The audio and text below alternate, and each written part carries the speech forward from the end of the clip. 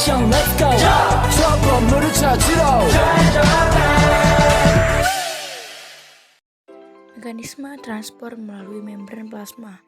Interaksi sel, baik dengan sel lainnya maupun dengan lingkungannya, sangat dibutuhkan untuk mempertahankan kelangsungan hidup sel tersebut. Interaksi sel dilakukan dengan cara transport melalui membran plasma. Transport zat melalui membran dapat dibedakan menjadi dua jenis, yaitu sebagai berikut.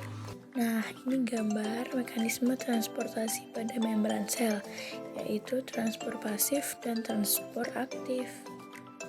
Transport pasif, mekanisme perpindahan zat secara transport pasif dapat dibedakan menjadi difusi dan osmosis.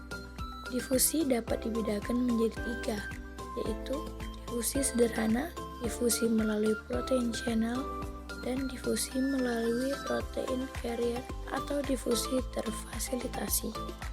A. Difusi, pergerakan atau perpindahan partikel atau molekul suatu zat terlarut dari konsentrasi yang tinggi ke konsentrasi rendah hingga mencapai keseimbangan. Difusi termasuk proses transport pasif karena tidak memerlukan energi sel dan energi yang digunakan berasal dari gerak acak, partikel, atau molekul yang berdifusi. Contoh difusi dalam kehidupan sehari-hari adalah jika kita menuangkan setetes tinta berwarna ungu ke dalam sebotol air yang bening, dalam waktu beberapa saat, tinta tersebut akan menyebar ke seluruh bagian air, sehingga air di dalam botol menjadi berwarna ungu seperti tinta. Dalam botol tersebut telah terbentuk suatu larutan yang homogen, seperti contoh di atas proses difusinya. B. Osmosis. Osmosis adalah perpindahan molekul air dari konsentrasi tinggi ke konsentrasi rendah dengan melewati membran semi permeabel. Membran sel merupakan membran yang bersifat semi permeabel, artinya membran tersebut dapat dilalui oleh zat-zat tertentu, tetapi tidak dapat dilalui zat-zat lainnya. Permeabilitas membran terhadap sejumlah molekul atau ion berbeda-beda.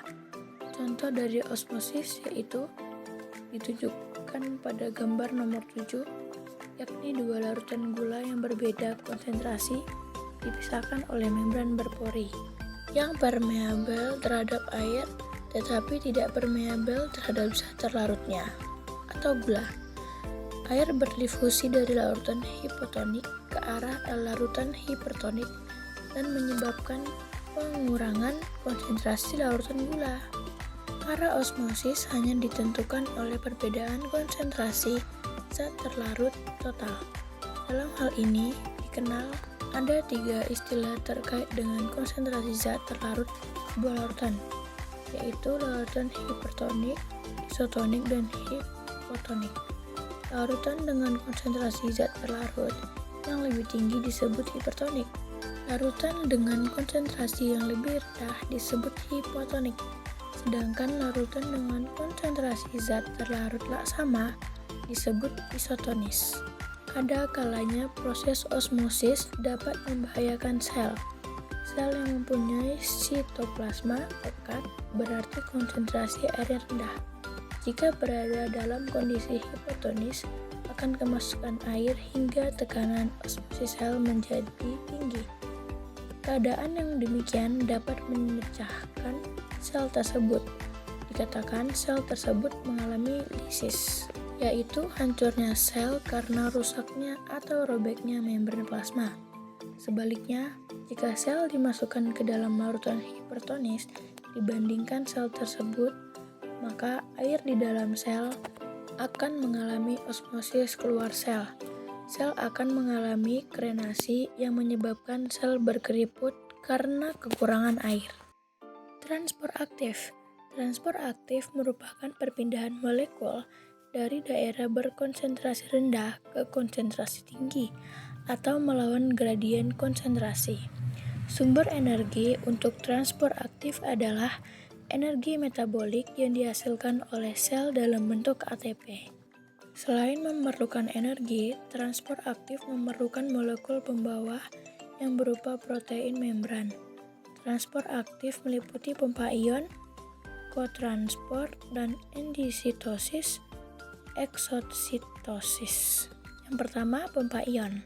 Pompa ion adalah transport ion melalui membran dengan cara melakukan pertukaran ion dari dalam sel dengan ion di luar sel.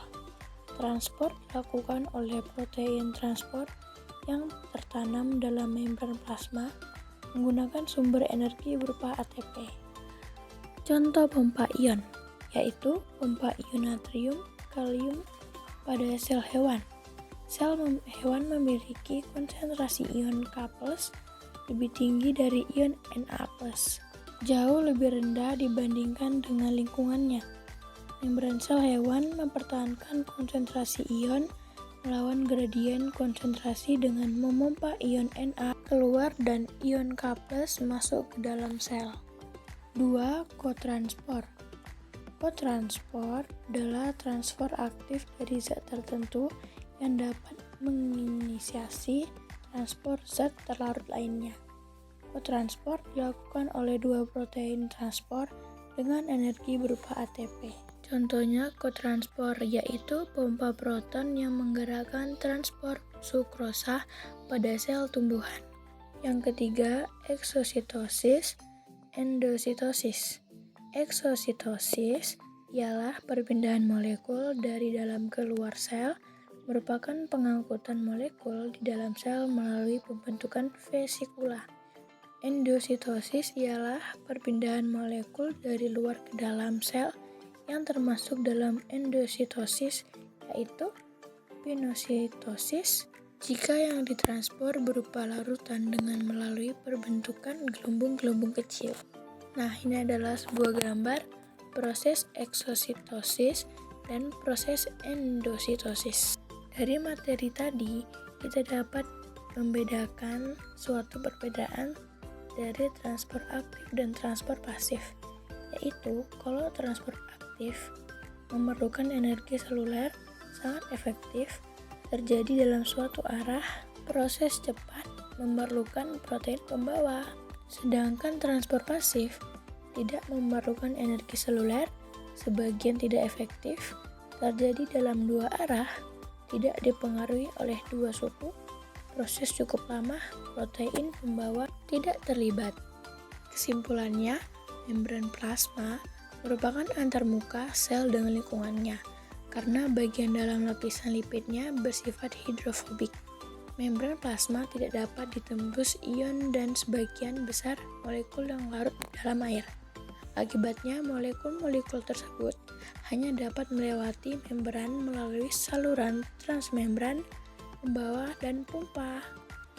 Nah, hanya itu yang saya dapat sampaikan. Terlebih kurangnya mohon maaf. Bobby Valentino.